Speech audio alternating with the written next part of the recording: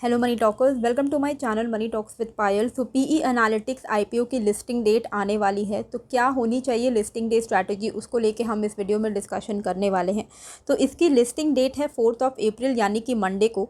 तो इसका मतलब है कि जिनको भी अलॉटमेंट नहीं मिली होगी उनके पैसे उनको वापस से रिफ़ंड हो गए होंगे, और जिनको अलॉटमेंट मिली होगी उनके डीमैट में अब 1200 शेयर्स दिखा रहे होंगे, क्योंकि एक लॉट इनका 1200 का था।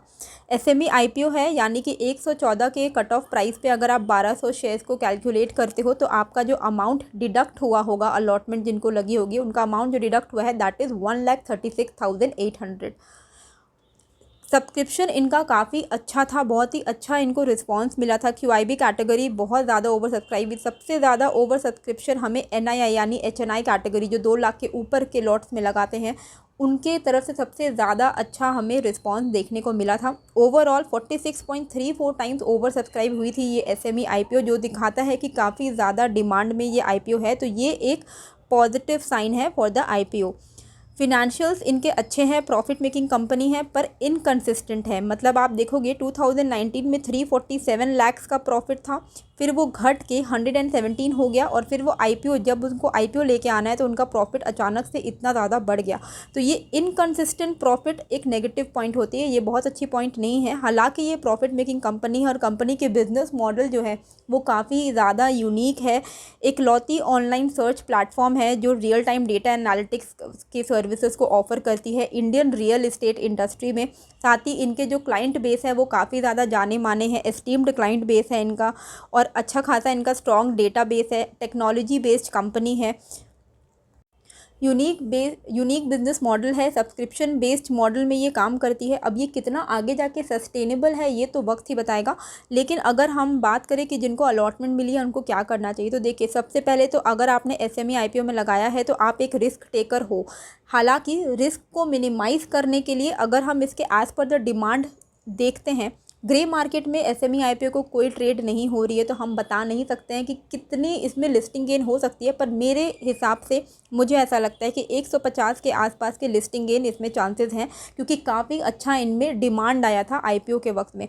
यानी कि अगर आप 150 को कैलकुलेट करते हो 114 के कट ऑफ प्राइस पे, तो मुझे लगता है कि 25 से 30% का जो लिस्टिंग गेन है आपको मिल सकता है। तो अगर आपने 1,36,000 रुपये इसमें इन्वेस्ट किए हुए हैं और आपको अलॉटमेंट मिली है, तो 40 से लेके 45,000 के बीच में आपका एक लॉट पे प्रॉफिट होने के चांसेस हैं, ऐसा मुझे लगता है, अगर मार्केट सिनारियो ठीक ठाक रहा तो। अभी ये ग्रे मार्केट का कोई प्रीमियम तो है नहीं जो मैं आपको बता पाऊँ, पर मुझे लगता है because of the subscription status and all इतना तो हम बनता है कि आपको यहाँ पे 40 से 45,000 का पर लॉट पे आपको प्रॉफिट हो। तो रिस्क को मिनिमाइज़ करने के लिए आपका अगर अलॉटमेंट लगा है तो it is the best opportunity to get out of the IPO after the listing gain. मतलब लिस्टिंग गेन जैसे ही हो जाती है आपको प्रॉफिट बुक करके पूरी की पूरी एग्जिट हो जाना है। बिल्कुल इसमें लालच करके वेट मत करिएगा, मुझे ऐसा लगता है। लेकिन अगर आपके पास रिस्क टेकिंग एबिलिटी है तो आप इसको होल्ड कर सकते हो। लेकिन क्योंकि ये एसएमई आईपीओ है, कुछ सर्किट्स लगने के भी चांसेस होते हैं इनमें, और अगर आप रिस्क टेकर हो तो आप इतना ज़्यादा अमाउंट ब्लॉक करके बैठ भी सकते हो, लेकिन लिक्विडिटी भी कम होती है एसएमई आईपीओज़ में। तो इस बात का आपको ध्यान रखना होगा, इसीलिए लिस्टिंग गेन अपॉर्चुनिटी मिलते ही एग्जिट कर जाना ही सबसे वाइज डिसीजन रहेगा, ताकि आपके पैसे भी ब्लॉक नहीं रहेंगे और आपका 40 to 45,000 का गेन। अब ये अमाउंट तो मैं खुद के हिसाब से बोल रही हूँ, मुझे नहीं पता कि कितना होगा, पर मुझे लगता है कि इतना होना चाहिए। तो पूरी की तरीके से आप एग्जिट कर सकते हो बाद में अगर अपॉर्चुनिटी दिखती है, अगर आपको इंटरेस्ट है इस कंपनी में। मैं इसलिए इसमें लॉन्ग टर्म का नहीं सोच रही हूँ, क्योंकि देखो फर्स्ट ऑफ ऑल एक यूनिक बिजनेस मॉडल ज़रूर है, पर सस्टेनेबल कितना है ये कोई नहीं बता सकता, इसका फ्यूचर कैसा है कैसा नहीं है, क्योंकि इसके तरीके का कोई और बिजनेस मॉडल है नहीं। दूसरी बात, फिनेंशियल जो है इसके इनकंसिस्टेंट है, तो एक भी क्वार्टर या एक भी ईयर इनका अच्छा फिनेंशियल नहीं रहा तो ये फिर इसमें गिरावट आने के चांसेस हैं। इसीलिए बेस्ट है कि आप लिस्टिंग डे स्ट्रैटेजी के हिसाब से पूरी की पूरी लिस्टिंग गेन लेके एग्जिट हो जाओ, अच्छा एक कमाने का अगर आपको अपॉर्चुनिटी मिलती है तो।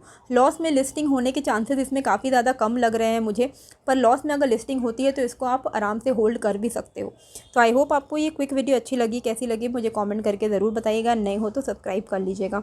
मिलते हैं फिर एक नए वीडियो के साथ। Thank you.